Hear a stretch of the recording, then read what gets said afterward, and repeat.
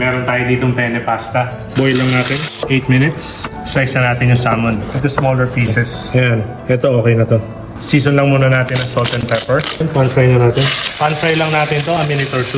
Okay na to. Set aside na natin. Same pan, saute na tayo ng garlic and onions. Next, meron tayo dito shrimp, scallops, and squid. Saute lang natin. Season lang natin, pinch of salt and pepper. Saute lang natin yung seafood a minute or 2. Next, buksan na natin yung wine. Reduce lang natin yung seafood. Set aside lang natin yung seafood. Next, sagyan na natin ang cajun. Sagyan na natin yung all-purpose cream. Halo lang. Okay na yung pasta. Strain na natin. Sagyan natin yung pasta. Konting pasta water. Sagyan na natin ng green peas. Next, sagyan na rin natin yung seafood. Then, let's add enough of water. Parsley.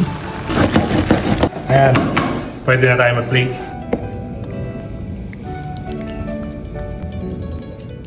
And garnish na natin parsley on top. Then finish lang natin olive oil.